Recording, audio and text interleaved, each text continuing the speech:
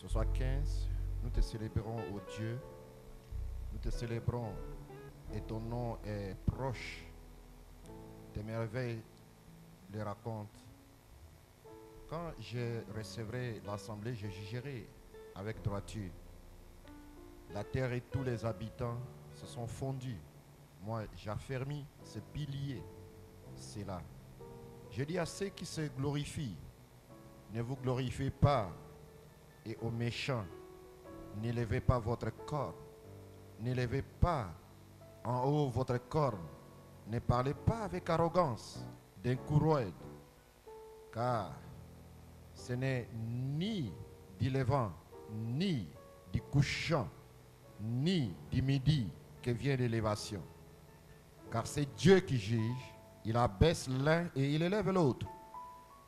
Car une coupe est dans la main de l'Éternel et elle écume de vin. Elle est pleine de mixtions et il en verse.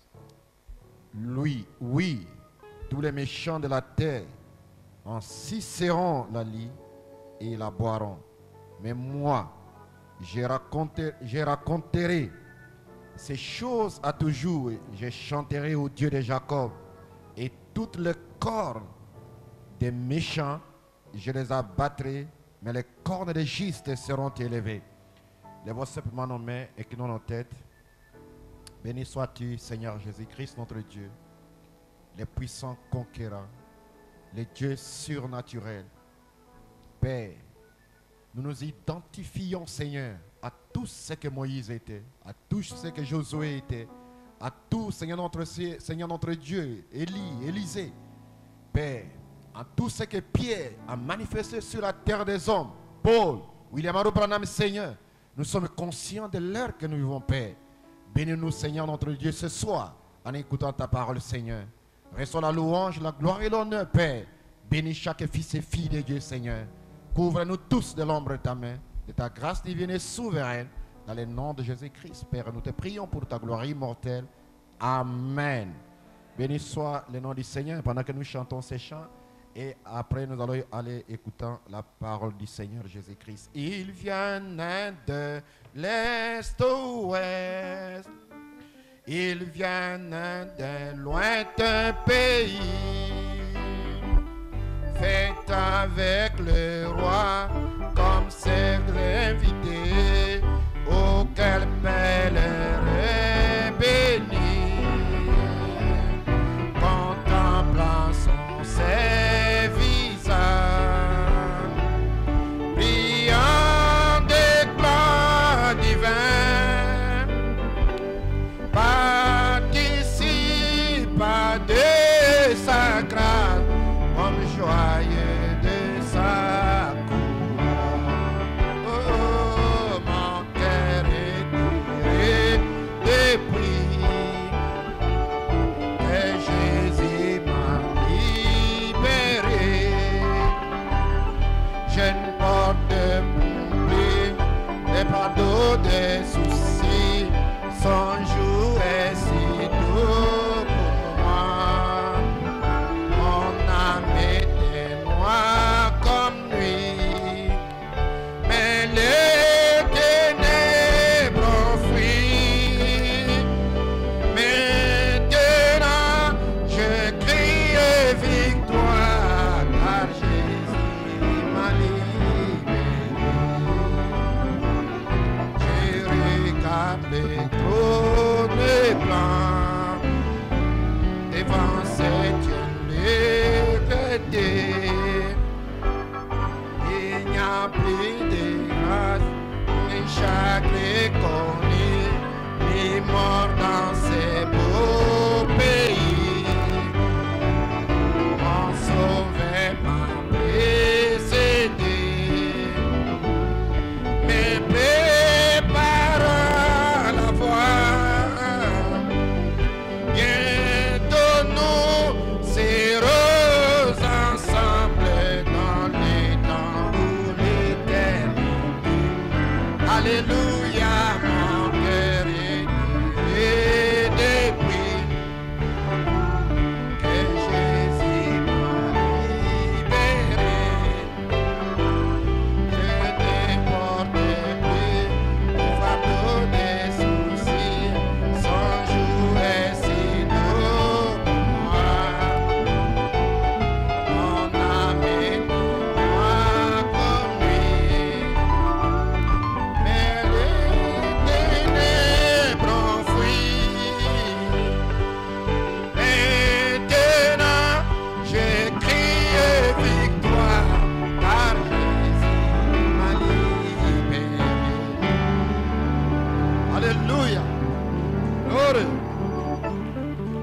croyez. Ça, c'est les chants à l'ancienne mode, n'est-ce pas? Amen. Ce soir, nous allons écouter un glorieux message du prophète William Ado Branham. Dieu puissant, dévoilé devant nous. Amen. Et dans ce glorieux message, frère Branham nous montre plein de choses. Amen. Comment cette gloire de la Shekinah était dans les lieux très saints. Et comment cela doit être dans chaque vie, dans chaque croyant, dans chaque membre de l'épouse, parole parlée. Et je crois qu'à la fin de la réunion, Dieu Tout-Puissant, le Créateur des cieux et de la terre, bénira tout un chacun. Entrez simplement en esprit et rassurez-vous que Dieu vous bénira. Ce qui était ici vendredi passé, le ministère apostolique s'est référé à ces écritures. Amen. À beaucoup de cotations de cette prédication que nous allons écouter ce soir. Que Dieu vous bénisse richement et que Dieu vous bénisse. Soyez simplement en esprit et à la fin, croyez ensemble avec moi. Dieu vous bénira richement. Shalom.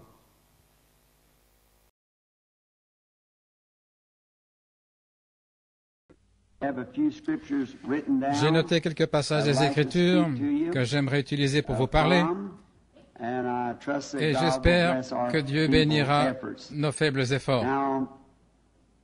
Beaucoup de gens se sont demandé pourquoi nous sommes si bizarres et si bruyants.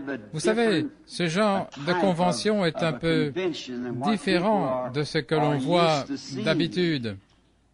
Et généralement, tout le programme est arrangé d'avance, c'est qui est formaliste. Et lorsque nous venons à ces conventions, j'en ai eu le privilège depuis plusieurs années, depuis que nous avons commencé, nous venons simplement et nous nous abandonnons, et c'est tout ce que nous savons faire.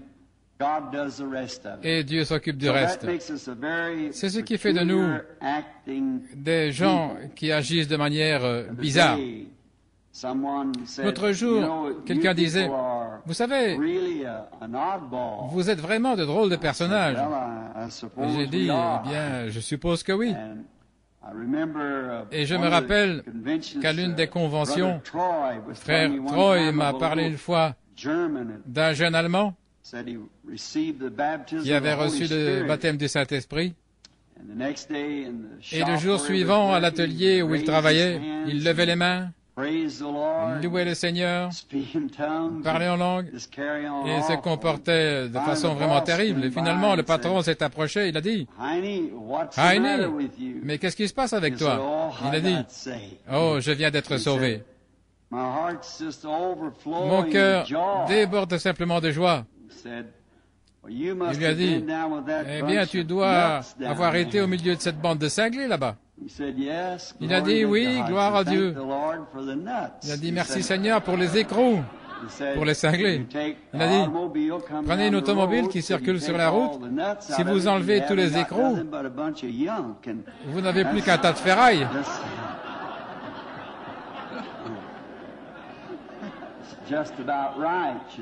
C'est à peu près ça, vous savez.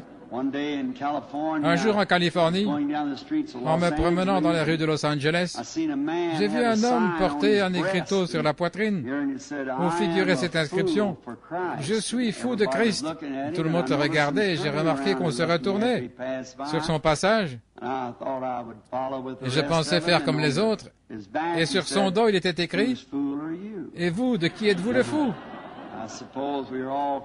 Je suppose que nous sommes tous un peu bizarres les uns pour les autres, vous savez. Mais ce monde devient tellement enlisé dans ses habitudes que quelque chose de différent paraît si étrange pour les gens qu'ils pensent effectivement que quelque chose ne va pas. Et habituellement, Dieu doit faire quelque chose de vraiment inhabituel pour ramener les gens à la Bible. Je m'imagine que Noé a dû être considéré comme un cinglé pour cet âge scientifique dans lequel il vivait, parce qu'il pouvait prouver qu'il n'y avait pas d'eau dans le ciel. Mais Dieu avait dit qu'il y en aurait. Alors Noé, prêchant cela et le croyant, il est devenu un cinglé. Et je peux m'imaginer que lorsque Moïse descendit en Égypte, Pharaon dut le prendre pour un cinglé. Mais souvenez-vous, Pharaon aussi, il était pour lui. Nous réalisons ça, et même Jésus fut considéré comme un hérétique. C'est vrai. Martin Luther était un cinglé pour l'Église catholique, et John Wesley était un cinglé pour les anglicans. Vous savez, il est à peu près d'avoir un autre cinglé, ne le pensez-vous pas? Mais avant qu'il y ait un cinglé ou un écrou, vous devez d'abord avoir un boulon pour les visser. Ainsi, vous savez, Noé étant un écrou, c'est l'écrou qui doit tirer le boulon pour rapprocher quelque chose et le fixer. Noé fut donc capable d'attirer dans l'arche tous ceux qui voulaient bien croire, les préservant du jugement, parce qu'il était un cinglé. Nous voyons que Moïse a tiré l'Église hors d'Égypte parce qu'il était un cinglé, c'est vrai, un écrou. Et je pense que nous avons besoin d'un écrou maintenant pour tirer l'épouse hors de l'Église.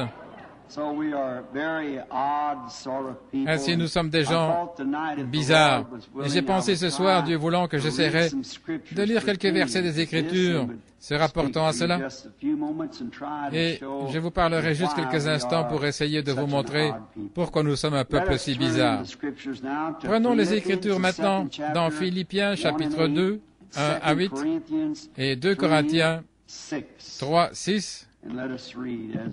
Et lisons comme nous croyons la parole de Dieu. Juste avant de lire, inclinons la tête pour la prière. Bienveillant Père Céleste, nous sommes vraiment un peuple privilégié ce soir de vivre dans cet âge et de voir les choses que nous voyons se produire et de savoir que le temps est proche où Jésus viendra pour son Église. Oh, cela remue nos cœurs, Seigneur. Et tandis que nous tournons les pages de la Bible ce soir, nous te prions de nous donner un contexte et que le Saint-Esprit révèle à nos cœurs ce qui serait bon et plaisant à Dieu, car nous le demandons au nom de Jésus. Amen. Vous savez, je pense que je vais vous demander de faire quelque chose. Habituellement, je demande des choses étranges. J'espère que je ne vais rien demander de trop étrange. Mais lorsque nous prêtons allégeance au drapeau, nous nous levons tous. Et quand le drapeau monte, nous restons debout pour le saluer. Et ainsi, tenons-nous debout alors que nous lisons la parole, si vous voulez. 2 Corinthiens 3, 6. Il nous a rendus capables d'être ministres d'une nouvelle alliance, non de la lettre, mais de l'esprit, car la lettre tue, mais l'esprit donne la vie.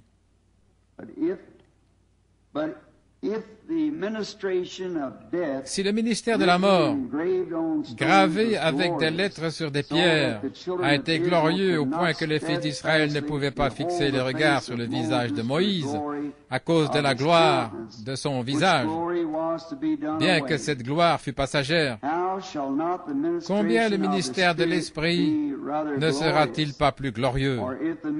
Si le ministère de la condamnation a été glorieux, le ministère de la justice est de beaucoup supérieur en gloire.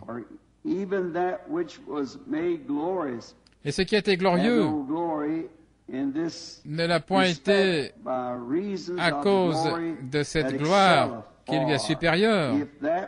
En effet, si ce qui était passager a été glorieux, combien plus ce qui est permanent est glorieux. Ayant donc cette espérance, nous usons d'une grande liberté de parole. Et nous ne faisons pas comme Moïse, qui mettait un voile sur son visage pour que les enfants d'Israël ne fixent pas les regards sur la fin de ce qui était aboli, mais ils sont devenus durs d'entendement, car jusqu'à ce jour, le même voile demeure quand ils font la lecture de l'Ancien Testament et il ne se lève pas parce que c'est en Christ qu'il disparaît. Jusqu'à ce jour, quand on lit Moïse, un voile est sur leur cœur. Mais lorsqu'ils se convertiront au Seigneur, le voile sera ôté. Maintenant, le Seigneur, c'est cet esprit-là, et là où est l'esprit du Seigneur, là est la liberté. Nous tous, avec le visage découvert, nous contemplons, comme dans un miroir, la gloire du Seigneur. Nous sommes changés en la même image, de gloire en gloire, comme par l'Esprit du Seigneur. Et dans Philippiens 2, nous lisons, en commençant au verset 1 jusqu'au verset 8,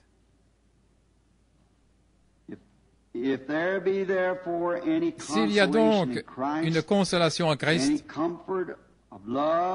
un soulagement dans l'amour, une union d'esprit, s'il y a des compassions ou miséricordes, rendez ma joie parfaite, ayant un même sentiment, un même amour, d'un même accord et d'une même pensée. Que rien ne se fasse par esprit de parti ou de vaine gloire, mais que l'humilité vous fasse regarder les autres comme étant meilleurs que vous-même. Que chacun de vous, au lieu de considérer ses propres intérêts, considère aussi ceux des autres. Que cette pensée soit en vous, qui était aussi en Christ Jésus, qui, étant en forme de Dieu, n'a point regardé comme une proie à arracher d'être égal avec Dieu, mais il s'est dépouillé lui-même et prenant une forme de serviteur, est devenu semblable aux hommes, et ayant paru comme un simple homme, il s'est humilié lui-même, se rendant obéissant jusqu'à la mort de la croix. Prions. Père céleste, cette glorieuse parole que nous avons lue ce soir dans tes saintes Écritures, qu'elle soit si réelle dans nos cœurs que nous partions en disant, comme ceux d'Emmaüs, notre cœur ne brûle-t-il pas en nous alors qu'il nous parlait en chemin? Car nous le demandons au nom de Jésus. Amen. Vous pouvez vous asseoir.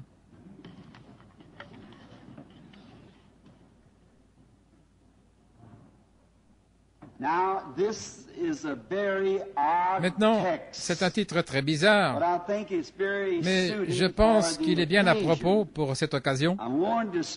Je vais parler sur le sujet, le Dieu puissant dévoilé devant nous. Depuis que l'homme existe, il a toujours eu la faim dans le cœur de l'homme pour découvrir d'où il vient et quelle est sa raison d'être ici et où il va. Il n'y en a qu'un qui puisse répondre à cela, c'est celui qui l'a amené ici. Et l'homme a toujours voulu voir Dieu. Dans l'Ancien Testament, nous voyons que Dieu se voilait aux yeux des incroyants. Dieu a une façon bien étrange de traiter avec les gens. Il se cache à l'incroyant et se révèle aux croyants. Dieu fait cela. Jésus a remercié le Père parce qu'il avait caché ces choses aux sages et aux intelligents pour les révéler aux enfants, ceux qui veulent apprendre. Nous voyons donc que Dieu ne change jamais dans sa nature et qu'il agit toujours de la même manière. Nous voyons dans Malachie 3 qu'il a dit « Je suis Dieu et je ne change pas ». Ainsi, il agit selon le même principe tout le temps. Prenons l'un des plus anciens livres de la Bible. Lorsque Job, l'un des hommes les plus justes de son temps, un homme parfait, selon les lois de Dieu, un serviteur Un serviteur noble et honorable, à tel point que Dieu a dit, il n'y a personne comme lui sur la terre. Mais à un certain moment, il eut le désir de voir Dieu. Il savait que Dieu existait. Et il avait envie de le voir. En d'autres termes, aller chez lui et frapper à la porte et dire « J'aimerais te parler » et puis s'asseoir et parler avec lui comme nous le ferions les uns avec les autres. Nous en avons l'entendement. C'est pourquoi nous avons ces conventions où nous nous retrouvons et où nous exprimons nos pensées. Et nous nous comprenons mieux les uns les autres lorsque nous parlons ensemble. Les prédicateurs le font. Les gens de toutes sortes de vie le font. Ils discutent entre eux. Job, Dieu était tellement réel pour lui qu'il voulait voir s'il ne pourrait pas les frapper à sa porte et avoir un entretien avec lui. Mais nous voyons que Dieu lui a effectivement parlé, mais lui, il était voilé. Il était voilé sous la forme d'un tourbillon. Et il a dit à Job de ceindre ses reins, qu'il a lui parlé comme un homme. Et il est descendu dans un tourbillon et il a parlé à Job.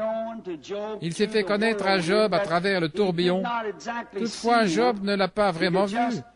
Il pouvait juste entendre le vent souffler et tournoyer dans les arbres. La voix est alors sortie du tourbillon, mais Dieu était voilé dans le tourbillon. Nous voyons en Afrique du Sud, ils utilisent le mot Amoya, ce qui veut dire une force invisible. Et cette force invisible dans le tourbillon s'est exprimée d'une voix audible. Job a entendu la voix. Il n'a jamais vu sa forme, mais il était voilé devant lui dans le tourbillon. Nous voyons que l'un des grands prophètes de la Bible, Moïse, dans l'Ancien Testament, l'un des serviteurs que Dieu avait choisi, sélectionné, prédestiné, lui aussi désirait le voir. Il avait été si proche de lui. Il avait vu tant de choses provenant de sa puissante main mystique qui le précédait, accomplissant des exploits que Dieu seul pouvait accomplir. Un jour, il a désiré le voir et Dieu lui a dit, « Va et tiens-toi sur le rocher. » Et pendant qu'il se tenait sur le rocher, Moïse l'a vu passer. Il en a vu son dos et il a dit, « Ça ressemblait à un homme. » Le dos d'un homme. Toutefois, il n'a pas vu Dieu. Il n'a vu que le voile de Dieu. La Bible dit, personne n'a jamais vu Dieu, mais le Fils unique du Père l'a déclaré, l'a fait connaître. Ainsi, Moïse l'a vu voilé sous la forme d'un homme. Nous découvrons que le Jéhovah de l'Ancien Testament était simplement Jésus du Nouveau Testament. Le docteur Scofield, nous voyons ici que son expression changée de forme vient du mot grec enmorphé, ce qui signifie que l'invisible a été rendu visible. Nous savons que c'est là. On ne peut pas le voir, mais néanmoins nous savons que c'est là. Et lorsqu'il a changé de forme, enmorphé, ça signifie qu'il est passé du surnaturel au naturel. Et il n'a fait que changer de masque. Autrement dit, c'était comme une pièce de théâtre, il jouait un rôle. Et dans les tragédies grecques, lorsqu'il changeait de masque, peut-être que quelqu'un jouait, un même acteur pouvait jouer différents rôles. Et ma fille qui est présente ici, ils viennent de jouer une pièce de théâtre à l'école. Et un garçon que je connais, il jouait à peu près 4 rôles. Il allait dans les coulisses et changeait de masque pour revenir interpréter un autre personnage. Si vous prenez les prophéties de l'Ancien Testament concernant le Messie, ce qu'il devait être, vous pouvez les comparer avec la vie de Jésus et vous verrez exactement qui était Jésus. Il n'était pas simplement un homme ordinaire, il était Dieu, enmorphé. Il est passé du surnaturel à la forme naturelle d'un homme. Il était néanmoins Dieu manifesté dans la chair, caché dans la chair humaine. Regardez dans l'Ancien Testament. Je sais que je parle à un auditoire composé de gens de différentes régions du monde. Et nous sommes ici pour découvrir que faisons-nous, où allons-nous, qu'est-ce qui se passe, que signifie tout ceci. Et maintenant, nous voyons ici que si quelques juifs, hommes et femmes, ainsi que les rabbins du temple, jadis, avaient considéré la Bible, les prophéties, au lieu des traditions, ils auraient reconnu qui était Jésus. Ils ne l'auraient jamais appelé Belzébul. Ils ne l'auraient jamais crucifié. Mais tout cela devait se passer ainsi, ça faisait partie de ce drame. Ils étaient aveuglés. Parmi vous, beaucoup d'hommes et de femmes, peut-être que vous avez mon âge ou un peu plus, vous vous souvenez, il y a bien des années, en Amérique, les Chinois. C'est en parlant à mon frère qu'on vient de me présenter que cela m'est venu à l'esprit.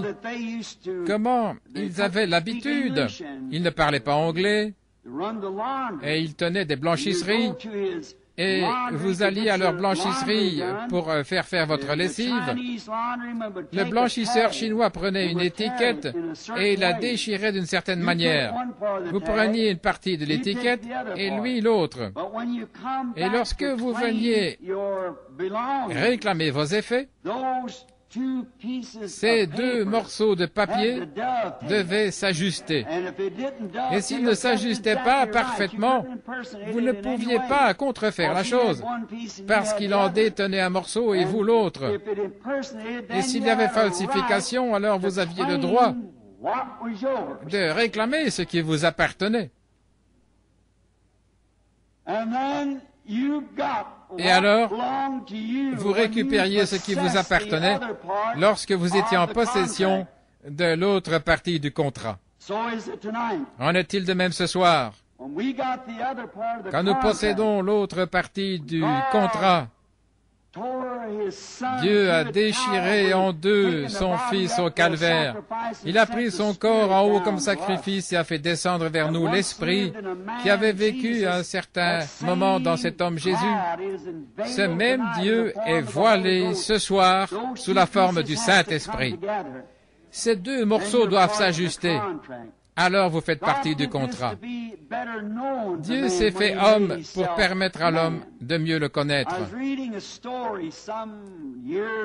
Je lisais une histoire il y a quelques années. Et dans cette histoire, on racontait qu'un grand roi noble, j'ai oublié son nom, je ne pensais pas parler de cette histoire. Peut-être qu'elle est fictive, mais elle fait ressortir un point qui servira d'arrière-plan à ce que nous voulons dire. Ce roi, qui était si noble et qui avait tant d'amour pour ses sujets, déclara un jour devant sa garde et la famille royale, « Aujourd'hui, c'est la dernière fois que vous me voyez pour bien des années. » Et sa garde et les nobles lui dirent, « Bon roi, pourquoi dites-vous cela? Partez-vous dans un pays étranger quelque part pour devenir étranger? » Il dit, « Non, je vais rester ici. Mais je vais me mêler à mes sujets. Je vais devenir un paysan. Je vais couper du bois avec le bûcheron. Je vais labourer la terre avec le laboureur. Je vais émonder les vignes avec ceux qui taillent les vignes. Je vais être l'un d'entre eux pour mieux connaître ce qu'ils font. Et je les aime. Et je veux mieux les connaître personnellement. Ils ne sauront pas que c'est moi. Mais néanmoins, c'est de cette façon que je veux les connaître. Et le matin suivant, lorsque ces délégués, tout son peuple le vit, ou plutôt ceux qui étaient dans le palais, enlever sa couronne et la poser sur le siège, le trône, et il changea sa robe contre des habits de paysans pour s'en aller parmi les gens ordinaires. Eh bien, cette petite histoire nous révèle quelque chose au sujet de Dieu. Ils dirent au roi, nous avons besoin de vous, nous vous aimons, nous voulons que vous demeuriez roi. Mais lui voulait devenir l'un d'entre eux afin de mieux les connaître, afin qu'eux le connaissent mieux et qu'ils le connaissent tel qu'il était. Cela leur montrerait ce qu'il était réellement.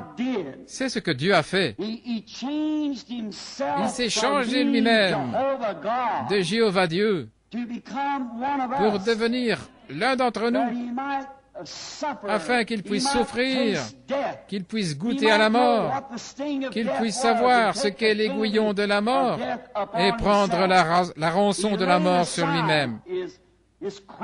Il a mis de côté sa couronne et son vêtement pour devenir l'un d'entre nous.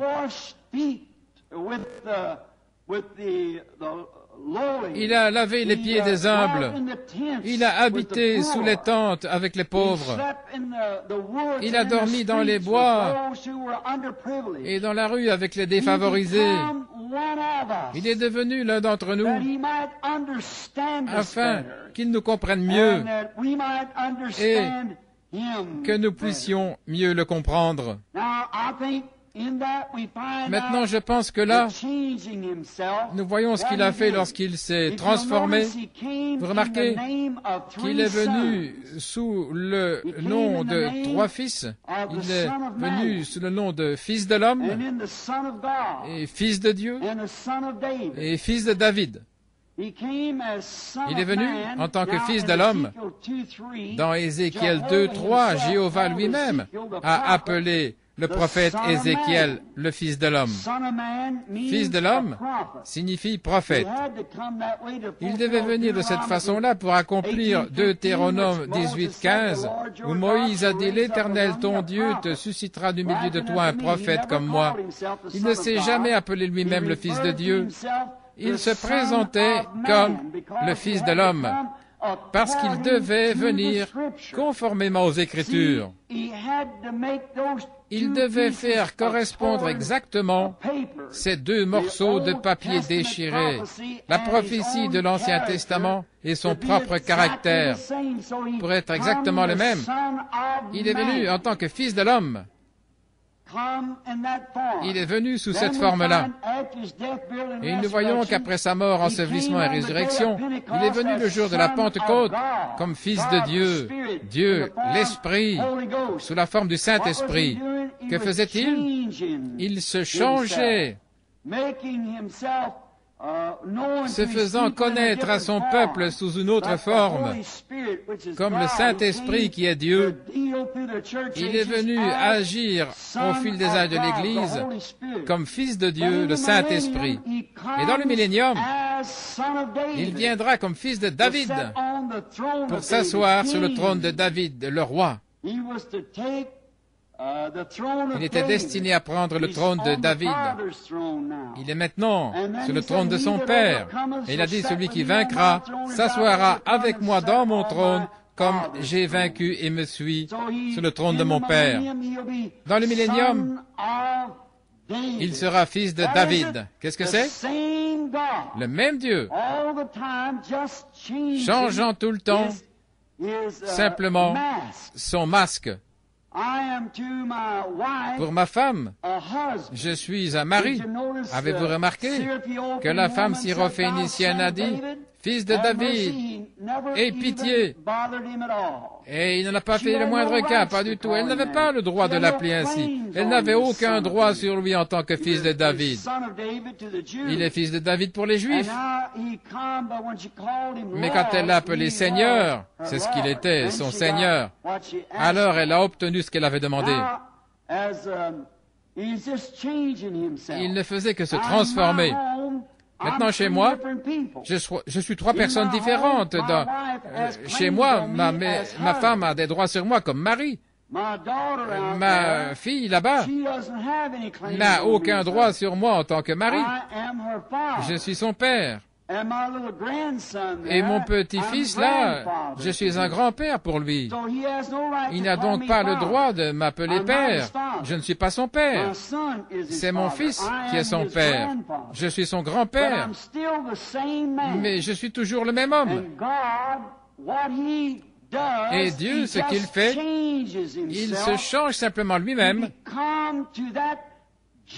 par rapport à cette génération-là, pour se faire connaître à ces gens-là. Et voilà pourquoi nous sommes ici ce soir. De quelle façon Dieu est-il censé se faire connaître à ces gens en ce moment-ci?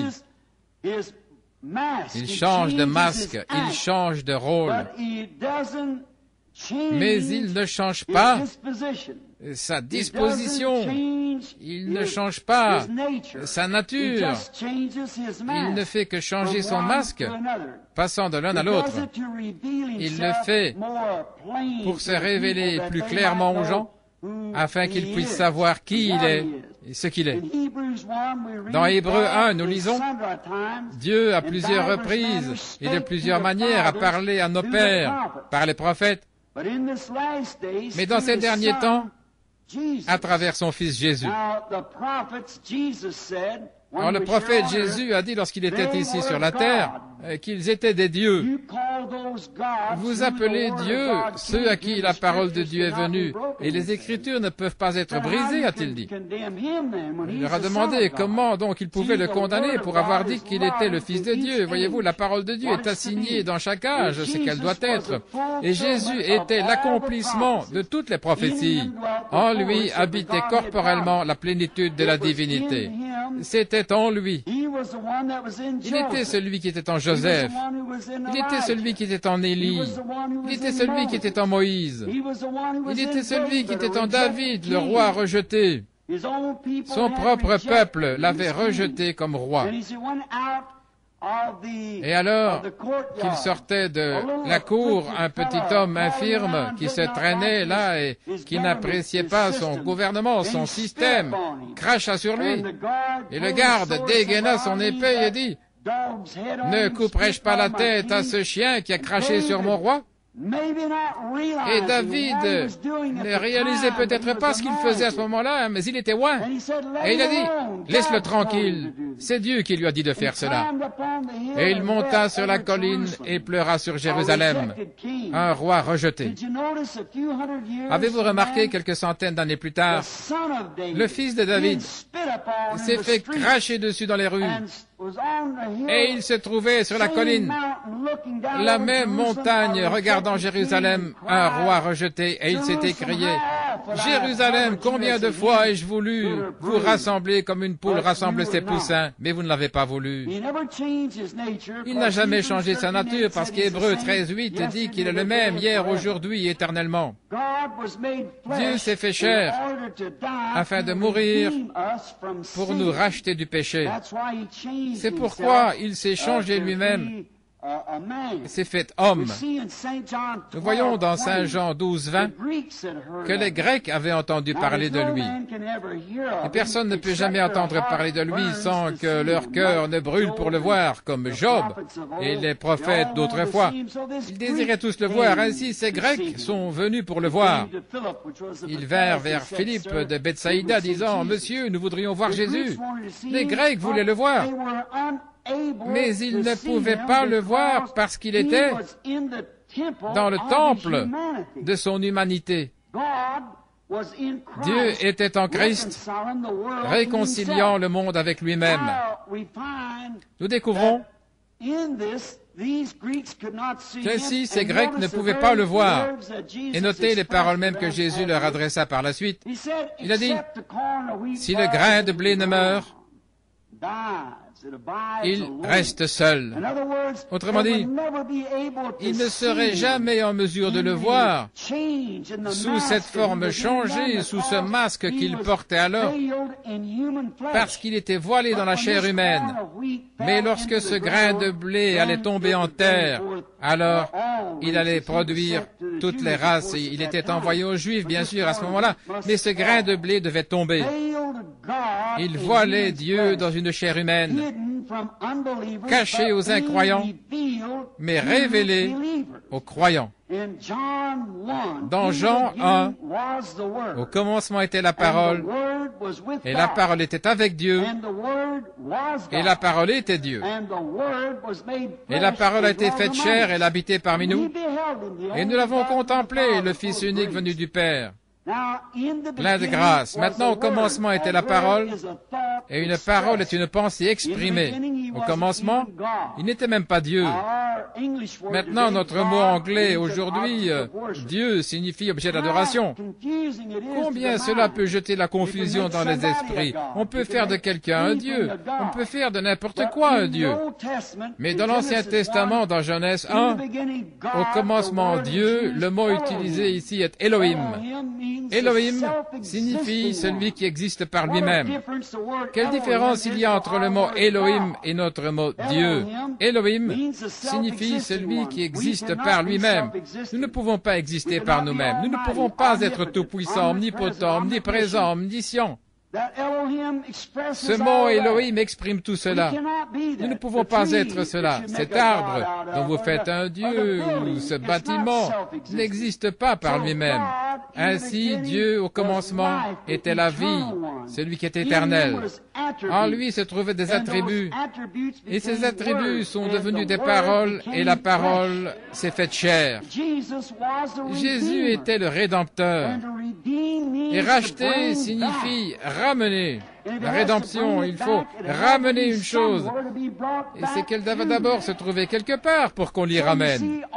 Ainsi, vous voyez, tous ne pourront pas le voir, parce que tous n'étaient pas dans la pensée de Dieu au commencement. Regardez ces prêtres. Lorsqu'ils le virent s'exprimer tout à fait conformément à la parole, ce qu'il était, ils dirent, c'est Belzébul. Ça montrait d'où venait leur nature. Celle-ci reflétait l'opinion moderne de l'époque. Mais cette petite prostituée qu'il rencontra à la porte, et à qui il dit, exprima son signe messianique en lui disant ce qu'elle avait fait. Elle répondit, Seigneur, je perçois que tu es un prophète. Nous savons que le Messie, quand il sera venu, il nous annoncera toutes ces choses. Elle le reconnaissait comme le Messie, le oint, parce qu'il rencontrait les qualifications des Écritures. Ne le voyez-vous pas? Ce sont deux morceaux de papier qui s'ajustent parfaitement. Nous savons que lorsque le Messie sera venu, eh bien peut-être que Dieu a dû faire tel et tel alliage pour obtenir le timbre particulier de cette cloche, comme le fait le fondeur. Mais lorsque Jésus s'est retourné et qu'il a dit, « Je le suis, moi qui te parle », il n'a pas du tout été question de Belzébul. Elle laissa sa cruche, elle entra dans la ville en courant, en disant, « Venez voir un homme qui m'a dit tout ce que j'ai fait. N'est-il pas exactement le Messie ?» Voyez-vous, qu'est-ce qui a fait cela? En plaçant les Écritures anciennes avec l'expérience que Jésus lui donnait, qu'est-ce que cela a fait? Cela a produit le Messie. Et l'avez-vous remarqué aussitôt? Ses péchés lui furent pardonnés. Parce qu'au commencement, elle était rachetable. Parce qu'elle était dans la pensée de Dieu au commencement. Donc cela l'a rachetée ou l'a ramenée lorsqu'elle a vu l'expression des Écritures manifestée de Jéhovah, ce qu'il était. ce qu'il est. Maintenant, lorsque Jésus est venu, s'il était venu avec le message de Noé, ça n'aurait pas marché. Construire une arche et s'en aller en flottant, ça n'aurait pas marché. Mais ce Noé était une portion de Dieu. Il se conduisait d'une façon bizarre, parce qu'il était bizarre. Et son message était bizarre, parce que c'était la parole rendue manifeste. Il n'aurait pas pu venir avec le message de Moïse. Ça n'aurait pas marché. Moïse était Dieu, partiellement manifesté. Il était la parole exprimée pour cette heure-là. Mais Jésus, lui, ne pouvait pas venir ainsi. La Bible n'a jamais dit qu'il viendrait de cette façon-là. Mais lorsqu'il est venu, exprimé exactement de la façon dont le Testament l'avait annoncé, alors tous ceux qui étaient rachetables l'ont cru, parce qu'ils étaient les pensées de Dieu. Ces attributs au commencement qui ont été faits chers et rachetables et ont été ramenés à Dieu, à tous ceux qui l'ont reçu, il a donné le pouvoir de devenir enfants de Dieu. Parce qu'ils étaient rachetables. Dès le commencement, ils faisaient partie de l'expression. Si nous pouvions nous arrêter ici un instant, si c'était possible, et penser à cela ce soir, au message de l'heure,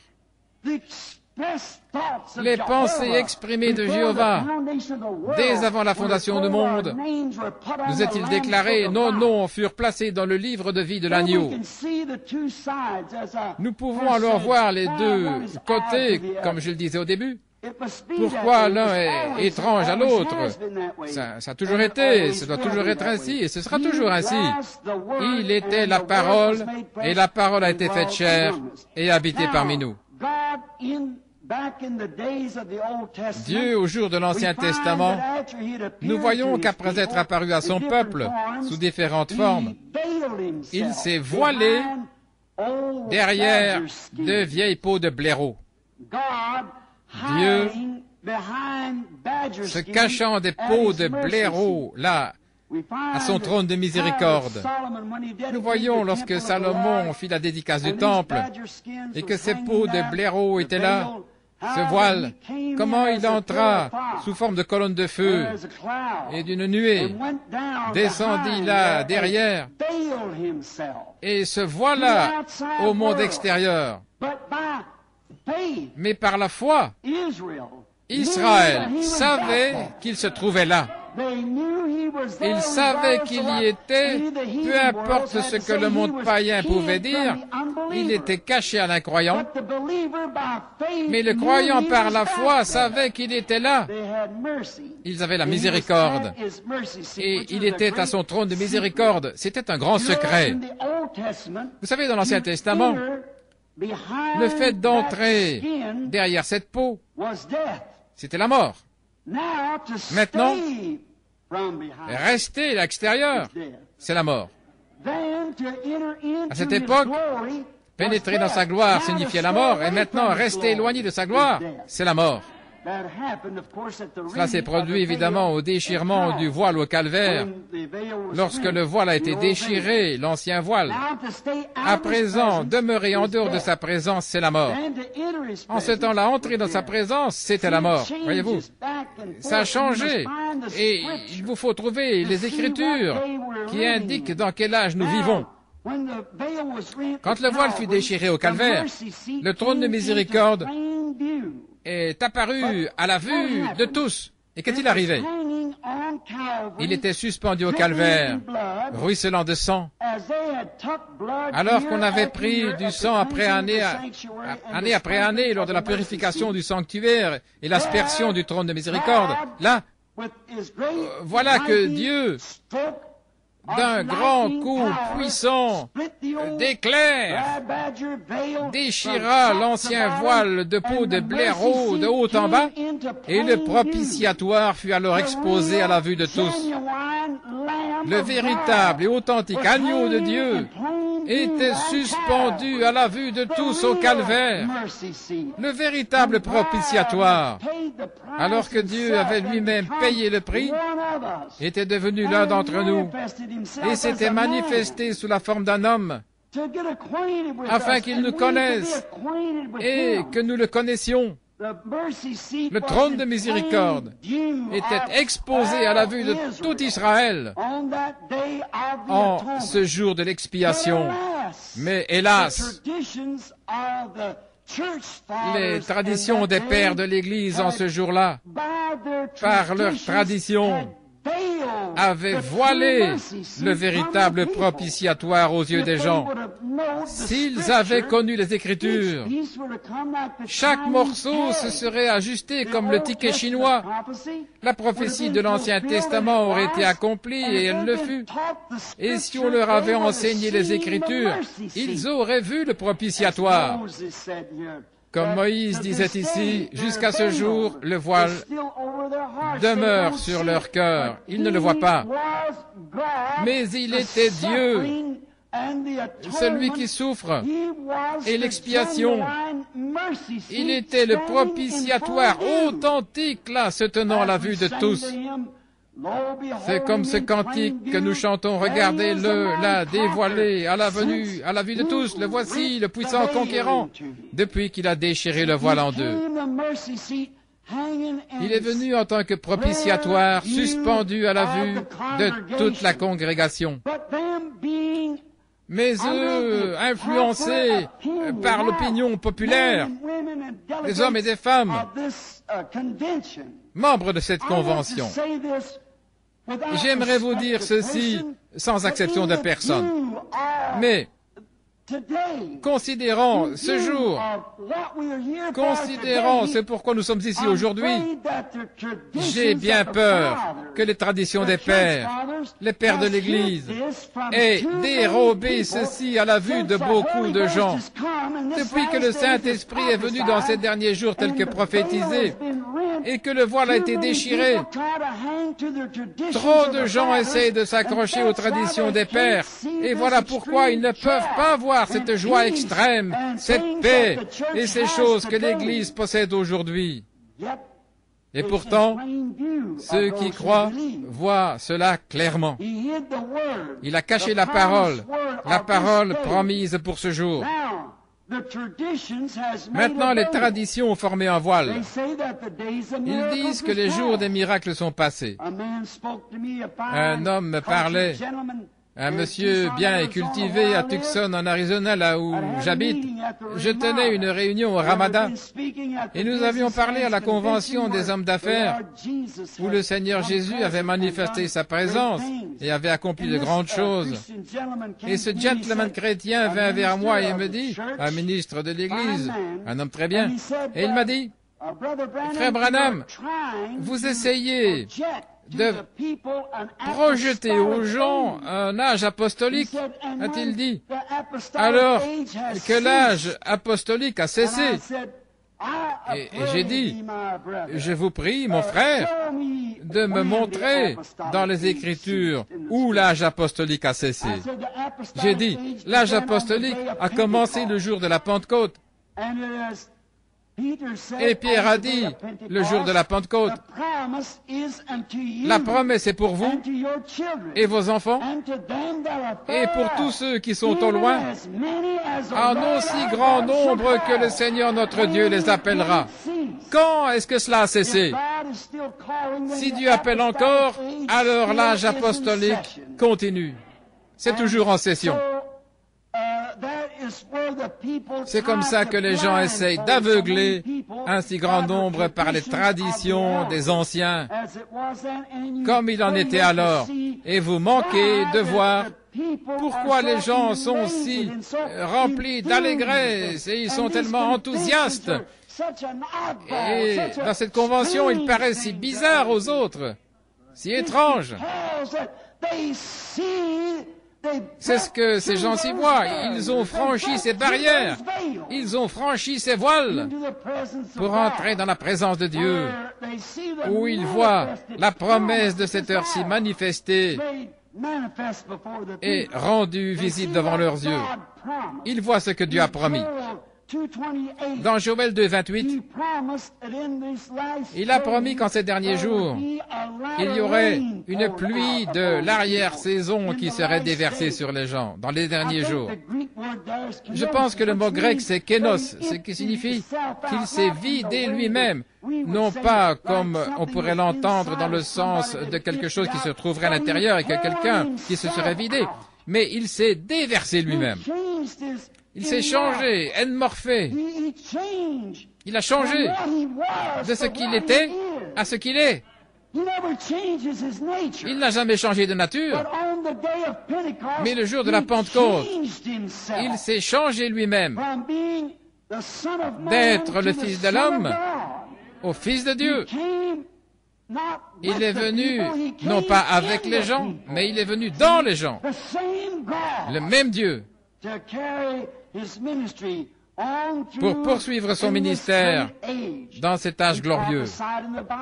Il a prophétisé dans la Bible qu'il viendrait un jour qui ne serait ni jour ni nuit, mais qu'au temps du soir, il y aurait de la lumière. Maintenant, le soleil géographiquement se lève à l'est et se couche à l'ouest. C'est toujours le même soleil, tout le temps. Lorsque le Fils S-O-N en anglais s'est révélé dans la manifestation de la parole promise à Israël, le peuple de l'Orient, nous avons eu un jour ténébreux, nous avons eu assez de lumière au temps des réformateurs et ainsi de suite pour fonder des églises et des dénominations, pour y adhérer, y entrer et embrasser les bébés, pour marier les plus âgés, pour ensevelir les morts et ainsi de suite, et pour vivre dans l'église. Mais au temps du soir, il y aura de la lumière, a-t-il déclaré. Et aucune écriture ne peut être anéantie. Et le même Fils qui s'est déversé lui-même, Kénos, le jour de la Pentecôte, a promis de faire la même chose au temps du soir. Voyez-vous, c'est selon la promesse. Joignez les deux bouts de ce ticket chinois, observez ce qui se passe et voyez ce qu'il a promis. Vous verrez où nous en sommes. Mettez la chose ensemble et vous pourrez voir le dévoilement de cet être grand et puissant. Les traditions ont de nouveau voilé les yeux des gens face à ces grandes choses qui ont été prophétisées. Moïse, lorsqu'il descendit de la montagne, qui était en feu, quelle belle illustration. Moïse était descendu en Égypte et avait dit au père de l'Église que le Seigneur Dieu l'avait visité sous le nom de « Je suis ». Ce nom est autant présent. Non pas j'étais, je serai, mais je suis. Toujours le même. Le même hier, aujourd'hui et pour toujours. Il est autant présent. Et cela est conforme à Hébreux 13:8. Jésus-Christ le même, hier, aujourd'hui et éternellement. C'est encore la parole prophétisée et l'Assemblée qui devait s'ajuster exactement à cette parole, à l'expérience de ce jour. Les réformateurs l'avaient. Oh, mais c'est maintenant un autre jour. Voyez dans quel jour nous vivons. Tout comme il ne vous pouvait pas venir au jour de sa venue sur la terre, de la façon dont Moïse ou des prophètes étaient venus. Ce n'était pas prophétisé. Et dans ces derniers jours, la prophétie nous l'a annoncé de cette manière-ci. Ça ne peut pas venir sous la forme du réveil de Luther. Ça ne peut pas venir sous la forme du réveil de Wesley. Nous sommes à l'heure de la restauration. C'est le temps où cela doit revenir à la lumière originelle du soleil, celle de l'origine. Oh, combien nous pourrions appuyer cela avec les Écritures. Et vous, théologiens, vous savez que c'est la vérité. C'est une promesse. C'est ce qui fait que les gens sont si bizarres. C'est ce qui fait ces drôles de personnages, comme vous les appelez. C'est parce que le voile des traditions a été ôté. Et il le voit, il est le même hier, aujourd'hui, éternellement. C'est la promesse de Dieu. Et nous ne pouvons pas nous y opposer parce que les Écritures ne peuvent pas être anéanties. Oui, nous voyons qu'il a promis cela. Il s'est déversé dans son peuple et il est le même hier, aujourd'hui, éternellement. Moïse, après être descendu en Égypte et avoir déclaré la chose, le Père confirma alors son message en descendant sur le mont Sinaï dans cette même colonne de feu et en embrasant la montagne. Si vous remarquez, celui à qui il fit la promesse, c'est celui-là qu'il plaça en avant avec la parole. Il avait les commandements. Et pour avoir ce commandement, les commandements étaient la parole. La parole n'était pas encore venue au peuple. Ainsi, la parole vient toujours au prophète. Et il était le prophète de cette heure-là. Comme Jésus était la parole. Jean était le prophète. Et Jésus vint vers lui dans l'eau. Parce que la parole vient toujours au prophète, infailliblement. La parole vient à lui. Moïse. La parole est venue à lui, les commandements, et il les avait. Maintenant, pourquoi? Avant que la parole fût proclamée et manifestée, Moïse a dû se voiler le visage, car la parole n'était pas complètement manifestée. Il savait que quelque chose s'était passé, mais il ne savait pas ce que c'était. Il y avait des grondements de tonnerre, au point qu'il disait que Moïse parle et non pas Dieu. Et Dieu dit, à partir d'aujourd'hui, je n'apparaîtrai plus ainsi. Je leur enverrai un prophète. Je parlerai à travers mon prophète. Si Moïse, avec la loi naturelle, comme Paul, dans 2 Corinthiens, nous l'a révélé, devait voiler son visage avec le naturel, à combien plus forte raison le spirituel sera-t-il glorieux et voilé à l'incroyant avant d'être manifesté devant lui? À combien plus forte raison appellera-t-on Moïse était un drôle de personnage? À combien plus forte raison vous appellera-t-on ainsi? Vous qui avez franchi le voile, qui êtes entrés dans la colonne de feu, et vous en êtes sortis avec la bénédiction, et maintenant vous êtes voilés. Les gens ne peuvent pas le voir, ils ne peuvent pas comprendre. Si le naturel était glorieux, combien plus le surnaturel le sera? Si le naturel, qui était passager, fut glorieux, combien plus glorieux sera ce qui n'a pas de fin? Mais néanmoins, c'est voilé. C'est voilé, non pas aux croyants, mais à l'incroyant. Il ne peut pas le voir. Dieu se voile toujours à l'incroyant. Les traditions cachent cela. Comme il en était alors, ainsi en est-il aujourd'hui. À présent, nous avons un voile spirituel à la place du voile naturel d'autrefois. C'était confirmé par le prophète qui avait la parole écrite. Il prophétisait. Quelqu'un qui vient avec la parole écrite et qui cherche à la faire comprendre. Il savait que la parole était là, mais il n'en connaissait pas la signification. Et Moïse leur a fait comprendre. Il a dit, le commandement dit ceci, et voici pourquoi. Il l'a rendu clair. Et avant d'être rendu clair, elle était voilée. Il en est de même aujourd'hui. La parole est voilée jusqu'à ce qu'elle soit révélée et rendue claire pour les gens. Dieu, le Dieu puissant, voilé dans la chair humaine, la parole. Remarquez, nous découvrons qu'elle était cachée à l'incroyant, mais révélée aux croyants. Remarquez, Moïse devait entrer dans cette colonne de feu seul. Personne ne pouvait aller avec lui.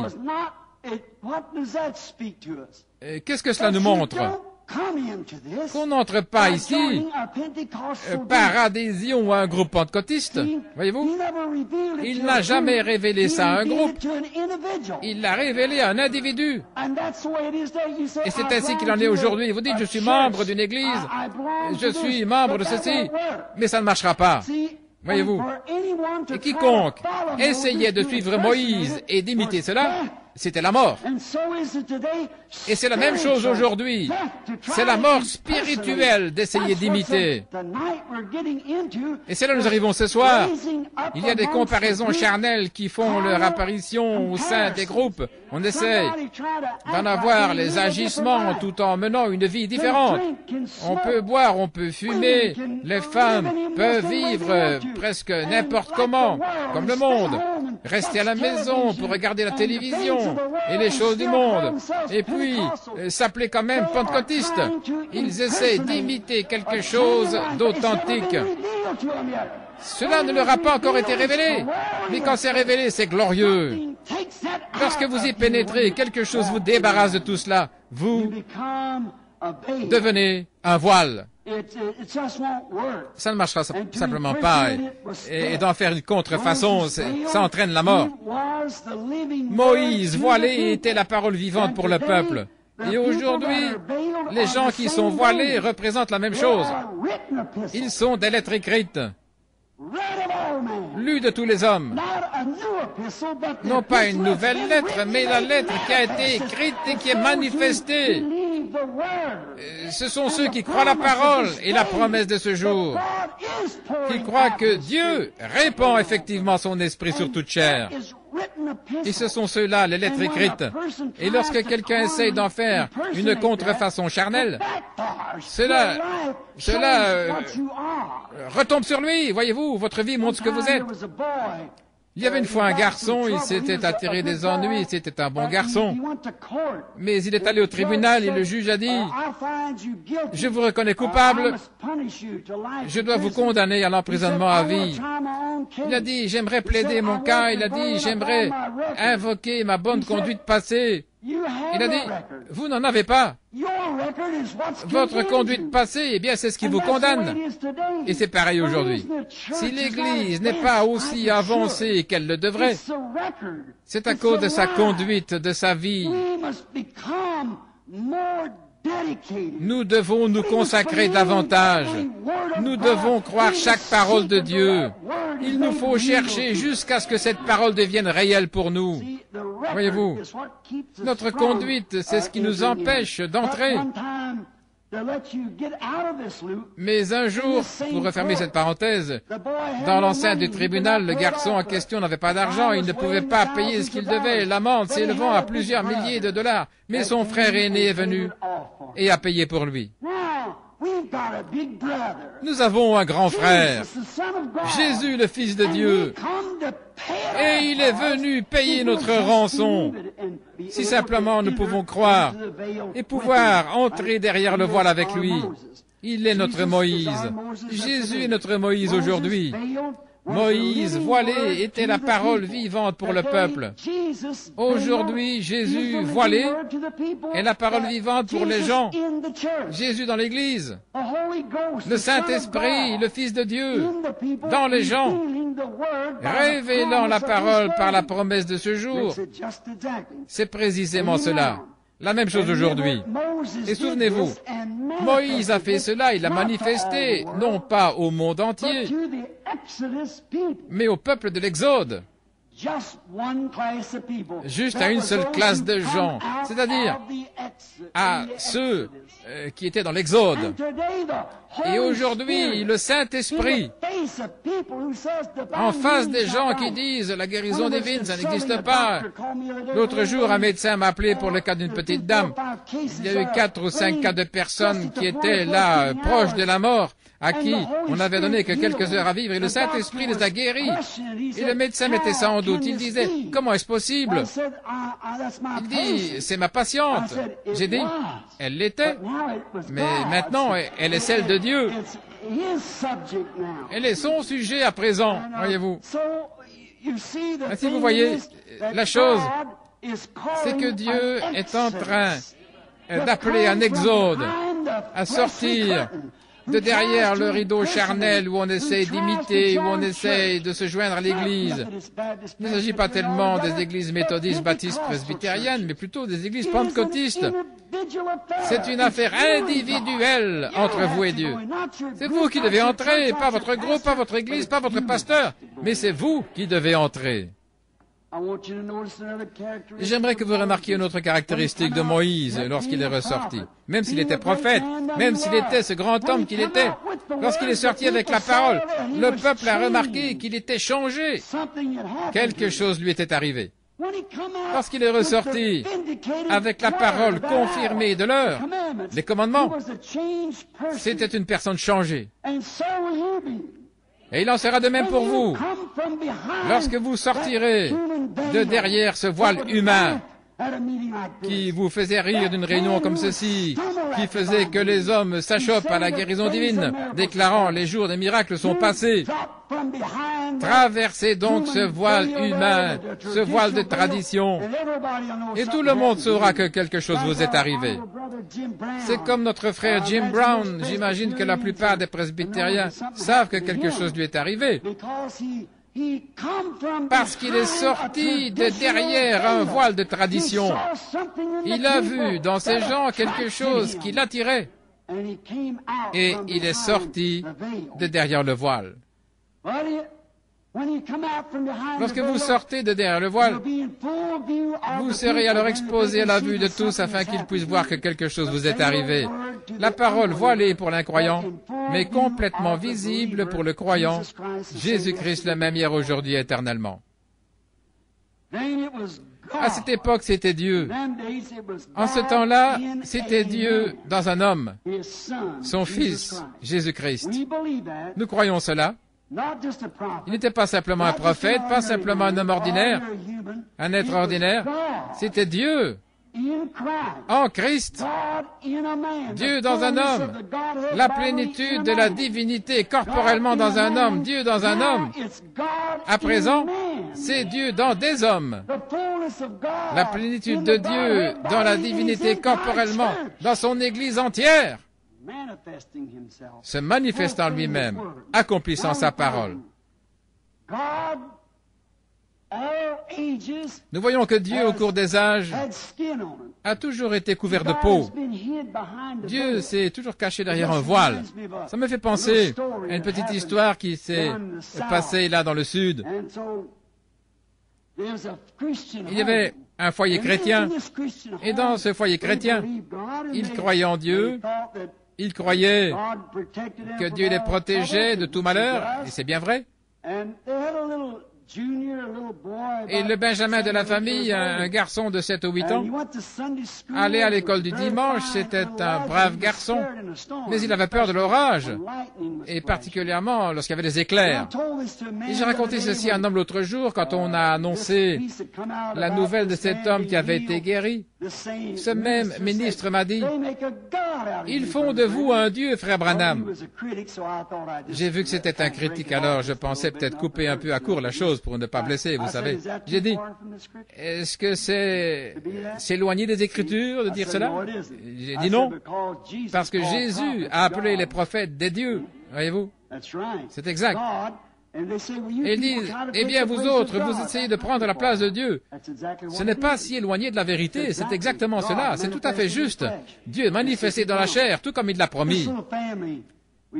Nous voyons que cette petite famille, j'ai raconté cette histoire-là qui m'est venue à l'esprit. Un soir, il y avait un orage, et la maman dit, eh bien, monte, fiston, et va te coucher. Il a dit, maman, j'ai peur. Il n'y a rien qui puisse te faire de mal, va te coucher. Le petit est allé là, il apercevait les éclairs. Et le petit gars est devenu si inquiet qu'il se cachait la tête sous la couverture. Il entendait malgré tout, vous voyez les éclairs par les fenêtres, il entendait le grondement du tonnerre. Alors il a dit, maman, il a dit, qu'est-ce que tu veux, fiston? Il dit, viens un peu dormir avec moi. Elle gravit les escaliers comme le ferait toute bonne mère dévouée. Elle monta, prit son enfant dans ses bras et il lui dit, fiston, maman désire te parler un petit peu. Il a dit, très bien, maman. Elle dit, souviens-toi bien de ceci. Nous allons constamment à l'église, nous lisons la Bible, nous prions, nous sommes une famille chrétienne, nous croyons en Dieu. Et elle dit, nous croyons que dans les orages et dans tout ce qui peut arriver, Dieu est notre protection. Elle dit, maman, je crois tout ça, mais lorsque ces éclairs sont si près, il dit, je veux un Dieu recouvert de peau. Ainsi, je pense que non seulement ce garçon, mais nous sentons tous ainsi lorsque nous nous assemblons, lorsque nous prions les uns pour les autres. Dieu avec de la peau. Et nous nous rendons compte que Dieu a toujours été recouvert de peau. Lorsque Moïse l'a vu, il était recouvert de peau, il ressemblait à un homme. Lorsque Dieu était derrière les rideaux, là, les voiles, il était recouvert de peau. Et Dieu, ce soir, dans son église, est voilé dans son église avec de la peau dessus. Il est toujours le même Dieu ce soir. Nous voyons cela. Mais maintenant, comme toujours, le voile de la peau, voilà, c'est ce qui déroute là, à cause des traditions. Ils ne peuvent simplement pas croire que c'est Dieu qui fait agir ces gens comme ça, voyez-vous. C'est parce que Dieu est voilé dans son église, par de la peau, avec de la peau, c'est exact. Il est caché aux incrédules et il est révélé aux croyants. Oui. Quand leur voile de tradition, la tradition des anciens est brisée par la parole, bien sûr aujourd'hui, alors il apparaît visiblement. Nous le voyons, la divinité à nouveau voilée dans la chair humaine. Hébreux 1 le dit. Et Genèse 18 également, vous vous souvenez que Dieu était un homme lorsqu'il était là, mangeant et parlant avec Abraham. Il avait révélé ce que Sarah faisait dans la tente derrière lui. Et Jésus a dit, comme il arriva au temps de Sodome, arrivera de même à la venue du Fils de l'homme. La déité, à nouveau, voilée dans la chair humaine. Maintenant, rappelez-vous, Jésus n'a pas dit quand le Fils de Dieu sera manifesté. Dans Luc 17, je crois, vers le verset 20 ou 21, quelque part par là, il a dit, quand le Fils de l'homme sera manifesté, le Fils de l'homme, de nouveau, dans l'Église, révélé dans des êtres humains, non pas le Fils de Dieu, mais bien le Fils de l'homme à nouveau, de retour dans son Église dans les derniers jours. Nous constatons qu'il a promis cela dans les promesses de Dieu. Et nous voyons autre chose dans l'Ancien Testament. J'ai une référence ici dans l'Exode. Ces peaux de blaireau, à quoi servaient-elles?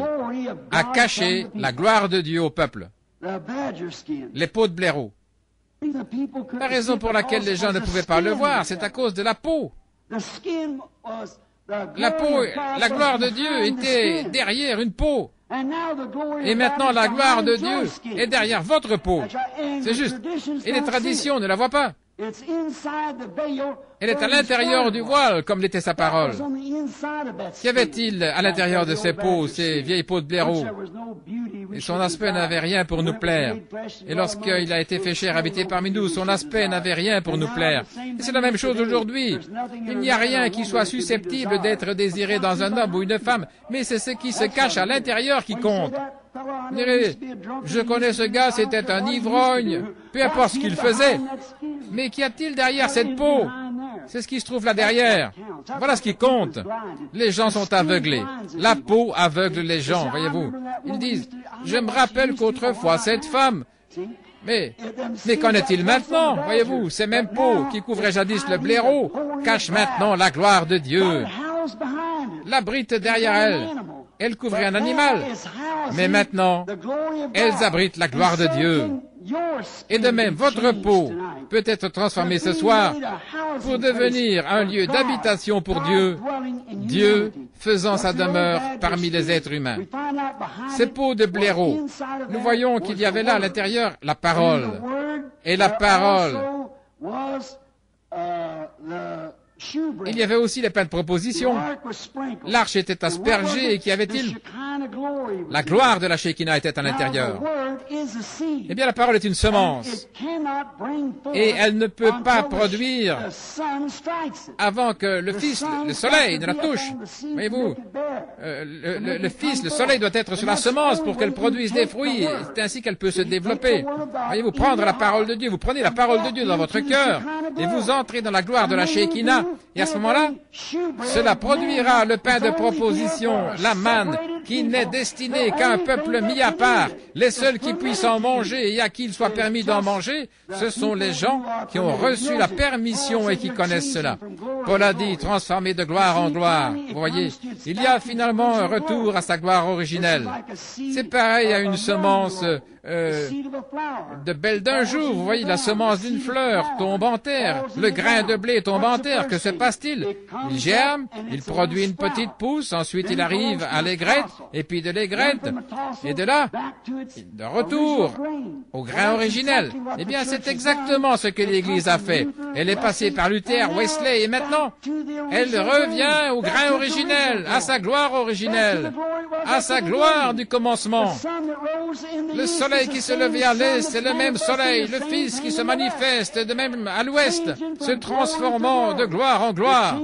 Cela s'est transformé d'une forme païenne en Luther et de Luther en Wesley et de Wesley jusque dans le pentecôtisme et ainsi de suite, se transformant de gloire en gloire, produisant la manne cachée. Et maintenant elle est mûre pour qu'il soit ramené exactement tel qu'au commencement. Son même ministère, le même Jésus, la même puissance, le même Saint-Esprit, le même qui est descendu le jour de la Pentecôte, et le même Saint-Esprit qui est manifesté aujourd'hui, de gloire en gloire en gloire. Et il est revenu à la semence originelle avec le baptême du Saint-Esprit, avec les mêmes signes, les mêmes prodiges, le même baptême, le même genre de personnes agissant de la même manière, avec la même puissance, la même sensation. Cela va de gloire en gloire. Et la chose suivante sera le changement de cette gloire en un corps semblable au corps de sa gloire, et alors nous le verrons. Abraham a vu la même chose. Maintenant, remarquez, nous voyons comment cela fut changé. Depuis le calvaire, nous sommes invités à partager sa gloire. 1 Corinthiens 12 dit, nous sommes baptisés dans son corps. Par un seul esprit, nous sommes tous baptisés. Non pas dans une seule eau, mais nous sommes baptisés dans un seul esprit. C'est juste. Et alors, nous devenons une partie de lui.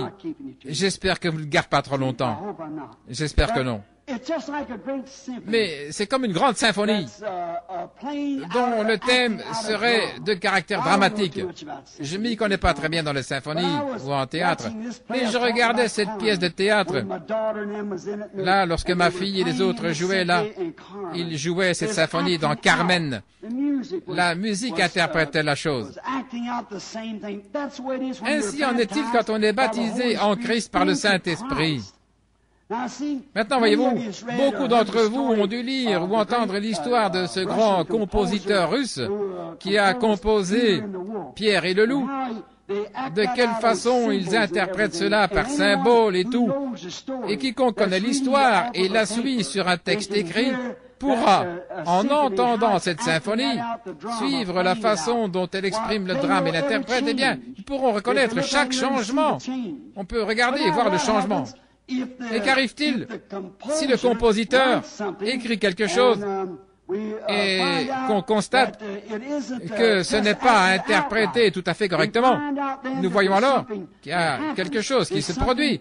Il y a quelque chose qui manque. Quand nous le voyons, celui qui l'a composé, qu'il avait créé, il avait écrit. Et si pendant la symphonie qui est jouée, si on entend une fausse note, il y a quelque chose qui ne va pas. Le chef d'orchestre a fait un faux mouvement. Voyez? Et voilà ce qui se passe aujourd'hui, mes frères luthériens, mes frères baptistes, mes frères pentecôtistes, tous mes frères de différentes dénominations. Voilà ce qui arrive, voyez-vous. Vous essayez de donner une note qui a été jouée au jour de Luther, de Wesley, comme ça, alors qu'en fait la partition indique que c'est maintenant un autre jour. Voyez-vous, nous ne pouvons pas vivre dans la lumière de Luther. C'était un réformateur. Nous apprécions sa part. Nous avons terminé de jouer cela. Nous sommes maintenant à la fin du livre. Nous ne pouvons pas jouer comme cela. Le seul moyen pour y parvenir, mes frères, est celui-ci. Et mes frères du monde, de différentes régions du monde, il n'y a qu'un moyen pour que ce chef d'orchestre s'y prenne. Il doit entrer dans le même esprit que le compositeur. alors il aura la chose. Et lorsque l'Église, la symphonie elle-même, tandis que le monde est aux aguets attendant ces signes et prodiges, lorsque l'Église, le compositeur et le chef d'orchestre entrent tous dans l'esprit du compositeur, à ce moment-là, si quelqu'un dit « les jours des miracles sont passés », alors on fait une fausse note. Mais quand on s'imprègne du bon mouvement et de l'esprit juste, comment y parviendrez-vous sans que l'esprit du compositeur ne descende? Amen. Et quand vous dites, les jours des miracles ne sont jamais terminés, la symphonie s'écrit, Amen. Lorsqu'on arrive à Jésus-Christ et le même hier, aujourd'hui, éternellement, la symphonie s'écrit, Amen. Vous recevrez une puissance, le Saint-Esprit, après qu'il soit venu sur vous, et la symphonie s'écrit, Amen. Je l'ai. Ce ne sont plus alors des devinettes. Toute la symphonie est en parfaite harmonie avec la parole. Voilà, c'est ça. Oh, c'est magnifique. Le chef d'orchestre et le compositeur doivent être dans le même esprit et les musiciens doivent être aussi dans le même esprit pour que tout soit bien joué. Et le monde, lui, est en train de s'interroger. Que se passe-t-il? Voyez-vous? Le communisme, ça m'a rendu malade avec toute cette histoire d'intégration et cette ségrégation. Oh, miséricorde! Toutes ces sottises, tandis que la venue du Seigneur est proche. Il y a quelque chose qui sonne faux. J'ai bien peur que le chef d'orchestre, que les chefs d'orchestre se soient éloignés de l'esprit du compositeur. Lorsque nous aurons l'esprit de ce compositeur, cette puissance originelle de Dieu qui, comme le dit la Bible, a poussé les hommes d'autrefois par le Saint-Esprit à écrire cette Bible, vous verrez ces deux morceaux du ticket chinois s'assembler comme la Bible de Dieu et un croyant s'assembleront.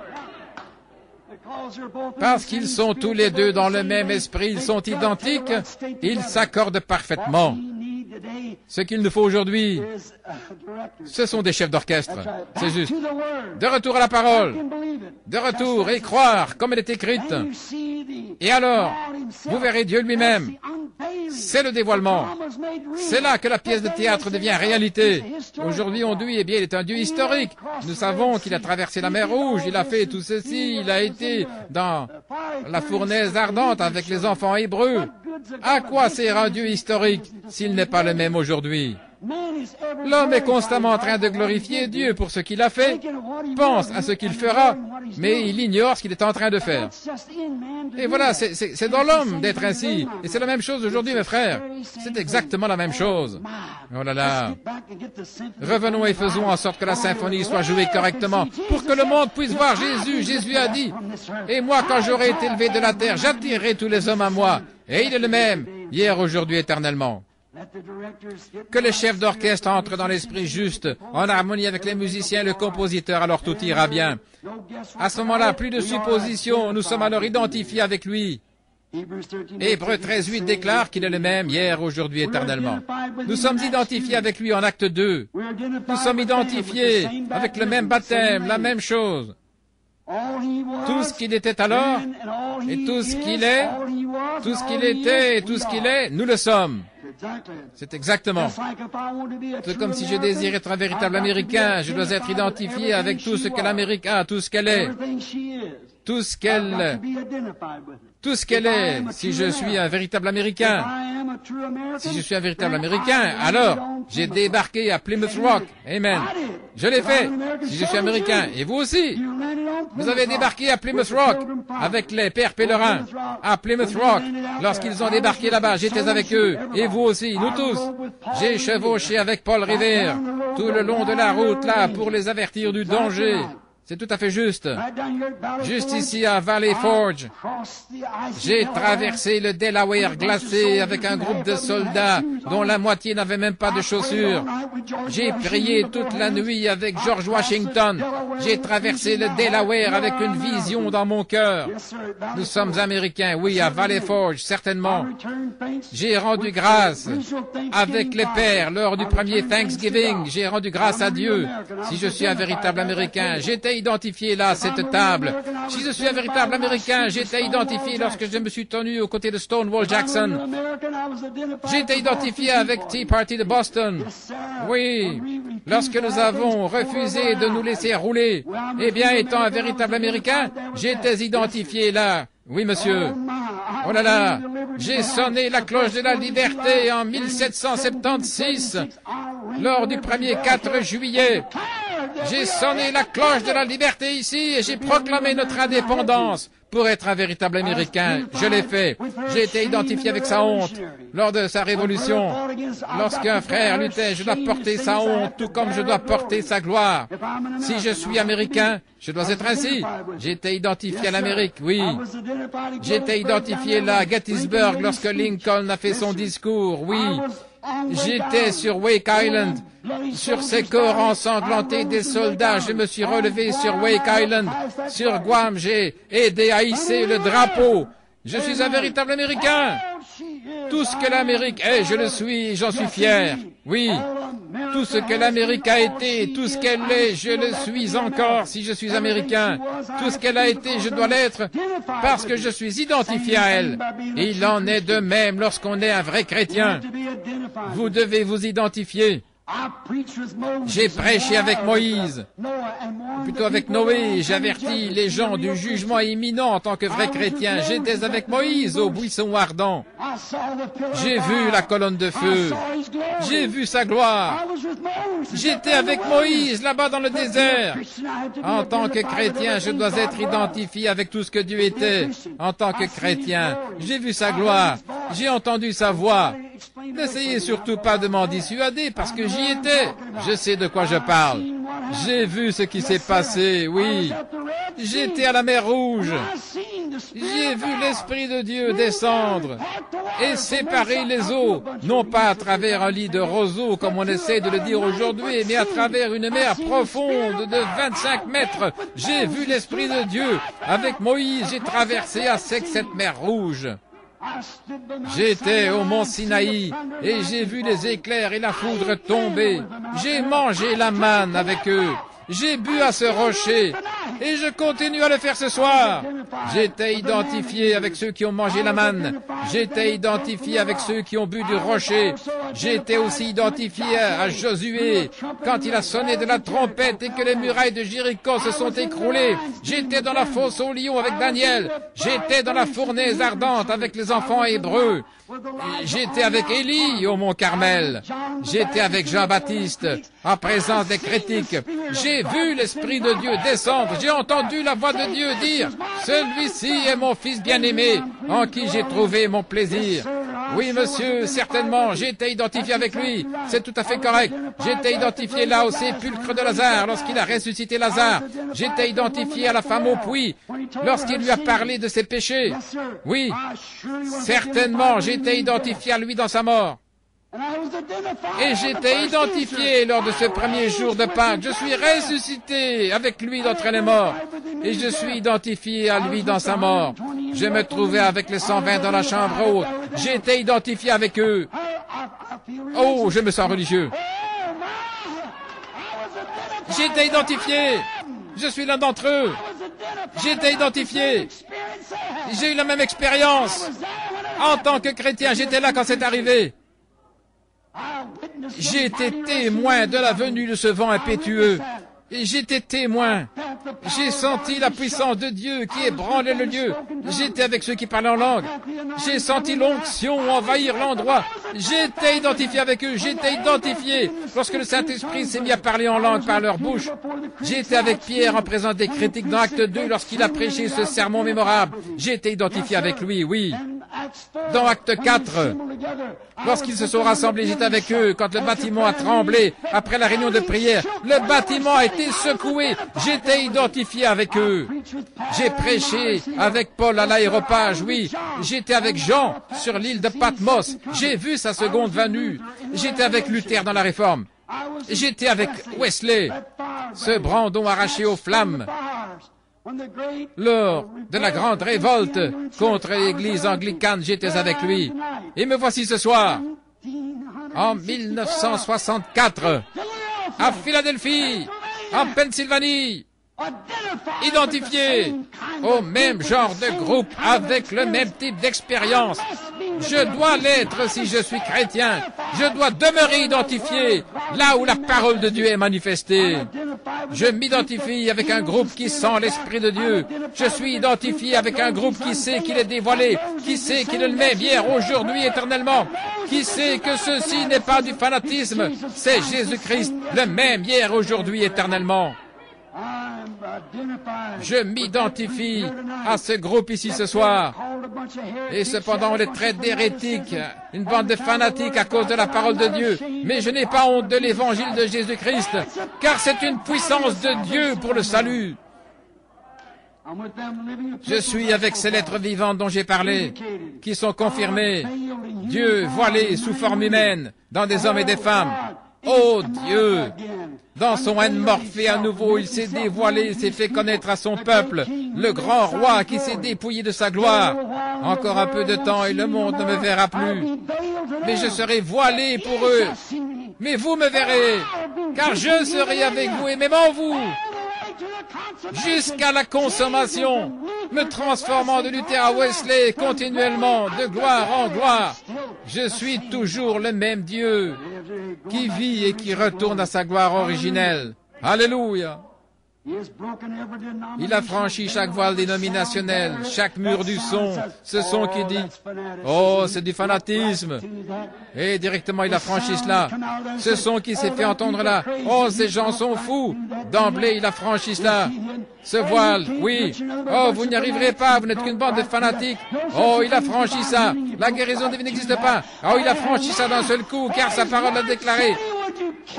On ne saurait vaincre la parole de Dieu. Et il se tient là ce soir encore, le puissant conquérant. Après avoir franchi chaque voile méthodiste, baptiste, presbytérien et tout genre de voile, il se tient encore au milieu de son peuple ce soir. Les traditions n'ont pu le conquérir. Les gens peuvent dire ce qu'ils veulent, faire ce qu'ils veulent, faire tout ce qu'ils ont envie. Dieu franchira d'un coup ce mur du son. Et souvenez-vous, on m'a dit que lorsqu'un avion franchit le mur du son, il n'y a plus de limite à sa vitesse. Et je vous dis que lorsque vous franchissez ce mur de tradition, qui dit que Jésus l'était jadis, mais il ne l'est plus maintenant, et que vous découvrez qu'il est le même hier, aujourd'hui, éternellement, il n'y a aucune limite à ce que Dieu peut faire ici dans cette convention, et il le fera voir au monde. Et ce dont il a besoin, non pas d'une exposition internationale, mais d'un réveil international où il peut être rempli et baptisé de la présence du Dieu vivant, haine morphée, se voilant lui-même dans la chair humaine. Alléluia. Chaque mur, chaque voile a été franchi, brisé. Rien ne pourrait cacher sa présence. Lorsque les gens ont faim dans leur cœur, c'est qu'un voile est sur le point d'être brisé. Vous pouvez en être sûr. Il a déchiré tous les voiles par son glorieux Saint-Esprit. Et il est ici ce soir, le puissant conquérant, le même hier, aujourd'hui, éternellement, guérissant les malades, baptisant les croyants, tel qu'il a toujours fait. Il est le puissant conquérant. Les démons sont en fuite, ces démons condamnés, oui, ils le sont toujours en fuite lorsqu'il est présent. Pour terminer, vous pourriez dire ceci. Il y a bien des années, une histoire au sujet d'un vieux violoniste. Il avait un vieux violon qu'il allait vendre. Vous connaissez l'histoire, et on voulait le vendre pour une certaine somme. Et le commissaire-priseur disait, qui me donnera autant? Et je crois qu'on lui a offert quelques pièces de monnaie, peut-être 50 cents. Il dit une fois, deux fois, et tout à coup un homme se leva à l'arrière et dit, un instant. Il s'avança et prit le violon. Imaginons qu'il ait joué ceci. Il y a une fontaine remplie de sang, tirée des veines d'Emmanuel. Une fois les pécheurs plongés dans ce flot, perdent toute tache de culpabilité. Et lorsqu'il a posé, il n'y avait pas un seul œil sec dans ce lieu. Alors il a dit, qui dit mieux? Et l'un dit 5 000, 10 000. Il était hors de prix. Pourquoi? Le vieux maître du violon avait révélé sa véritable valeur. Oh, frères, sœurs, laissez le maître de cette parole, celui qui l'a écrite, le glorieux Saint-Esprit, manier l'archet là, avec son amour et le promener sur votre cœur. Il y a une fontaine remplie de sang. Vous en découvrirez la pleine valeur et vous verrez Dieu dévoilé, exposé à la vue de tous. Vous verrez qu'il est exactement tel qu'il était lorsqu'il descendit sur les gens là le jour de la Pentecôte, où il s'est kénosé lui-même, il s'est déversé directement en eux. C'est exact. Vous dites, frère Branham, j'ai essayé, j'ai fait ceci et cela. Un jour, je tenais une réunion à Carlsbad, Nouveau-Mexique. Nous sommes descendus visiter là un repère de chauves-souris, un endroit qui donne des frissons. Nous y sommes descendus et l'homme arrivé en bas, il a dit, brusquement, il a éteint les lumières. Oh là là, vous pouvez imaginer combien c'était sombre. Il faisait tellement noir qu'on pouvait toucher l'obscurité. C'est à peu près ainsi que ça devient actuellement. Lorsque nous voyons l'Église qui n'arrive pas à reconnaître la parole de Dieu, lorsque nous voyons nos filles de Sion se comporter comme elles le font, lorsque nous voyons nos frères fumer, boire, raconter des plaisanteries obscènes, ainsi de suite, tout en essayant de professer leur foi en Christ, oh là là, il fait noir, c'est une nuit noire. Nous voyons le signe de sa venue. Le temps le plus sombre est toujours juste avant le jour. Et alors l'étoile du matin se lève pour saluer le jour en messagère. Elle annonce sa venue. Là, au fond, lorsqu'on a éteint, une petite fille s'est mise à crier à tue-tête et un petit garçon se tenait près du guide et il a vu le guide éteindre la lumière. Et cette petite sœur était sur le point de piquer une crise de nerfs. Elle criait, elle trépignait. « Oh, qu'est-ce qui va arriver? Que se passe-t-il? Qu'est-ce qui se passe? » Savez-vous ce qu'il a crié? « Ne crains pas, petite sœur.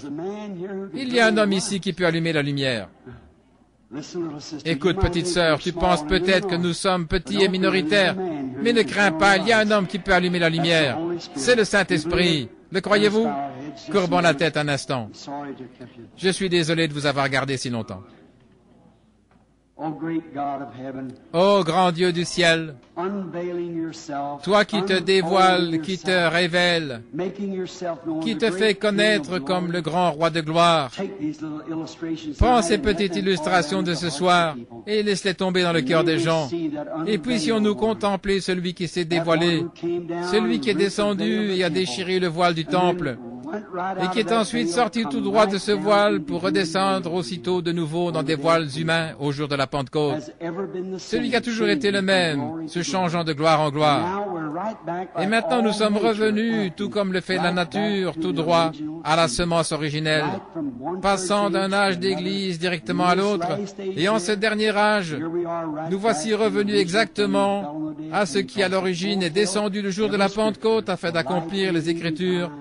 La lumière au temps du soir, les œuvres que j'ai faites, vous les ferez aussi, et tant de choses que tu as promises dans ta parole. Père, s'il y en a un ici qui n'a jamais traversé ce voile, s'il y en a un ici qui ne fait qu'imiter quelqu'un qui a traversé le voile, fais-lui grâce ce soir, Père. Puisse-t-il voir ce puissant conquérant se tenir ici, plein de grâce et de puissance pour pardonner. Accorde-le, Père. Et tandis que nos têtes sont inclinées, y en aurait-il ici combien voudraient dire, Frère Branham, je lève la main, priez pour moi. Gardez la tête inclinée et levez la main. Je désire franchir chaque voile jusqu'à ce que je puisse réellement voir le conquérant. Que Dieu vous bénisse. Oh là là, toutes les mains, et là au balcon, que Dieu vous bénisse. Et là en arrière, que Dieu vous bénisse. Levez la main et dites, Frère Branham, quoique je sois chrétien depuis des années, je n'ai jamais vraiment franchi le voile. Je ne l'ai pas encore fait. Je ne possède pas ce qu'il possédait alors. Voyez-vous, je suis une plante de serre chaude, là. Prenez une fleur cultivée dans une serre. Vous devez la cajoler, la dorloter, la vaporiser, l'arroser. Mais cette plante originale, là, qui pousse là dans le désert, portant le même genre de fleurs, semble-t-il, ne reçoit pas une seule goutte d'eau. Cependant, aucune bestiole ne vient sur elle. Elle est robuste. Elle est authentique. Pourriez-vous comparer le christianisme d'aujourd'hui à ce qu'il était alors? Pouvez-vous imaginer que ce groupe qu'on appelle chrétien aujourd'hui dans le monde est comme celui de la Pentecôte? Eux qu'il faut pouponner, caresser, qui vont d'une église à l'autre, qu'on dise quelque chose qui leur déplaise, ils se lèvent et ils s'en vont. Pouvez-vous imaginer quelque chose comme ça? Qu'est-ce que c'est? C'est une reproduction. Michel-Ange, qui a créé ce monument de Moïse, Vous pouvez vous en procurer une reproduction bon marché, mais l'original, celui qui a peint la Sainte Seine, je suppose que la peinture originale pourrait coûter des millions de dollars si on pouvait l'acheter. Je ne sais même pas où elle se trouve. Mais vous pouvez en acheter une reproduction bon marché pour environ $1,90. C'est ainsi aujourd'hui. Un chrétien bon marché, une reproduction, un simple membre d'église, on peut l'acheter pour une cigarette ou pour un simple verre, ou pour une femme aux cheveux coupés ou aux lèvres peintes, on peut l'acheter pour n'importe laquelle des modes de ce monde. Mais l'authentique, on ne peut pas le toucher. Je le vois, bien en vue, le même, hier, aujourd'hui, éternellement. Oh, chrétien, ne désirez-vous pas être un chrétien véritable? Vous qui n'avez pas encore levé la main, voulez-vous le faire? Je vais prier. Que Dieu vous bénisse, que Dieu vous bénisse. Notre Père céleste, ta parole ne retournera pas à toi sans effet. Tu es celui qui a fait la promesse. Je suis seulement responsable de dire que c'est toi qui l'as dit. Je ne fais que répéter tes paroles. Tu as dit, celui qui écoute ma parole et croit celui qui m'a envoyé a la vie éternelle. Tu l'as promis. Et Seigneur, nous avons aujourd'hui beaucoup de ces reproductions des gens qui prétendent croire alors qu'ils ne croient pas. Ça se voit. Mais Seigneur, il y en a des authentiques. Je te prie d'accorder ce soir à chaque homme, chaque femme, garçon, fille, peu importe leur nationalité, leur couleur, l'église où ils sont membres. Oh Dieu! Remplis-les. Puissent-ils voir la réelle manifestation de ce même Jésus aujourd'hui parmi nous, tel qu'il était le jour de la Pentecôte, où il s'est révélé pour cet âge comme étant le Saint-Esprit. Accorde-le, voyant que la parole est accomplie, que les prophéties se réalisent. Si nous comparons aujourd'hui ce qu'on appelle l'Église du monde ou le Conseil mondial des Églises, si nous comparons cela à la promesse de la Pentecôte, il n'y a pas de comparaison possible. Nous ne pouvons pas faire laver nos vêtements sales avec ce ticket-là. Mais Seigneur Dieu, si nous revenons à cette fontaine, il y aura un processus de purification. Alors notre expérience et la parole de Dieu s'accorderont. Alors nous pourrons réclamer nos biens. Accorde-le. Et que nous simplement nos têtes, lèvons simplement nos mains. Et que cette prière faite par son serviteur puisse avoir des effets dans chaque vie. Lève simplement ta main dans sa présence. Doucement et tendrement, Jésus t'appelle. Appelle pour toi et pour moi. Il est au portail, il entend et veille. Veille pour toi et pour moi. Oh, viens à la maison, toi qui es si fatigué. Tendrement, sincèrement, Jésus t'appelle. Pécheur, viens à la maison. Oh, viens à la maison. Toi qui es si fatigué. Sincèrement, tendrement, Jésus t'appelle. Pécheur, viens à la maison. Sans simplement sa présence ce soir. Il t'a identifié avec les saints de l'Ancien Testament, avec le Nouveau Testament. Il dit, lorsque Moïse prêchait, j'ai prêché avec Moïse. Lorsque Paul, lorsque Pierre, lorsque William Branham, et tu t'identifies, et tu sais que la même puissance qu'ils avaient, tu as la même puissance. Tu es voilé dans une chair humaine, avec la même puissance, la même autorité. Et chaque démon doit être soumis.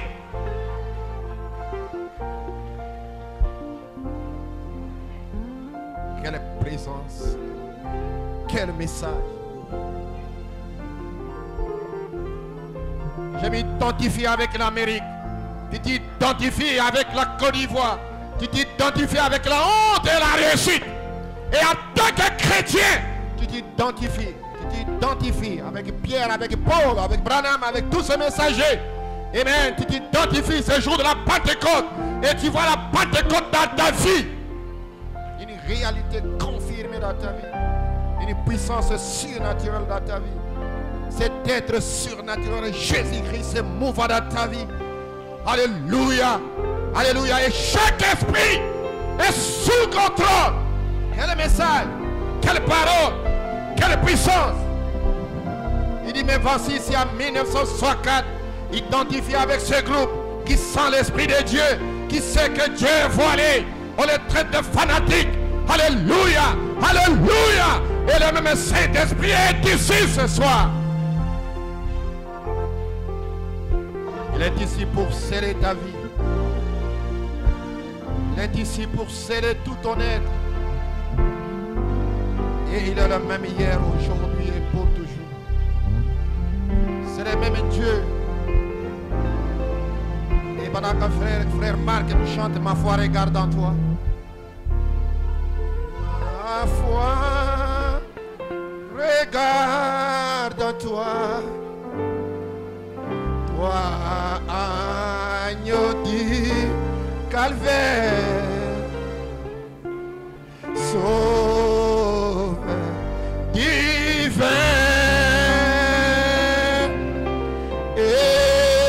écoute-moi quand je prie, ôte tous mes péchés. Laisse-moi de ce jour entrer à toi. Que ta grâce est finie. Fortifie mon cœur fait. Inspire mon ser. Comme tu mouris pour moi, que mon amour pour toi, puis chaud et change soit vivant, durant ma sombre vie, les épreuves m'environnent. Sois mon seul qui change les ténèbres en jour. Essuie mes larmes de peine, ne me laisse pas égarer ta face. Ma foi regarde à toi, toi l'agneau du calvaire,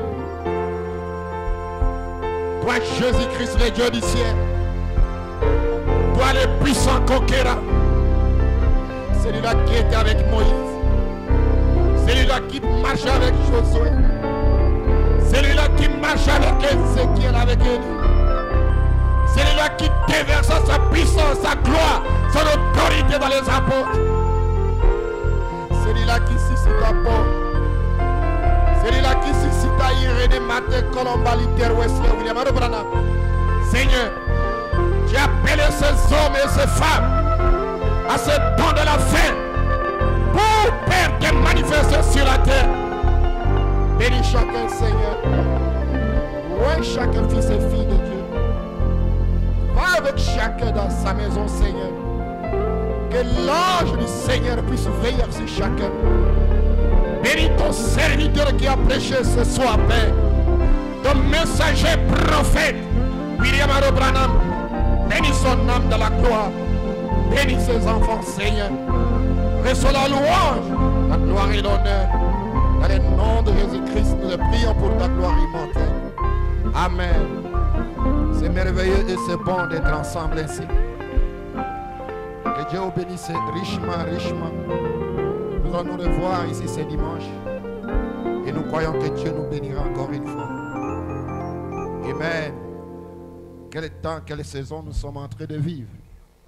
Je crois avec tout mon cœur que Dieu bénira chacun de vous. Amen. Rentrez chez vous à la maison et que Dieu puisse vous garder et qu'il puisse vous protéger. Et ce dimanche, nous serons là pour glorifier encore une fois le Seigneur. Parlons de Jésus, il est le roi des rois, le Seigneur des seigneurs, durant l'éternité. Le grand je suis, la porte, la vie, la vérité. Parlons de Jésus pour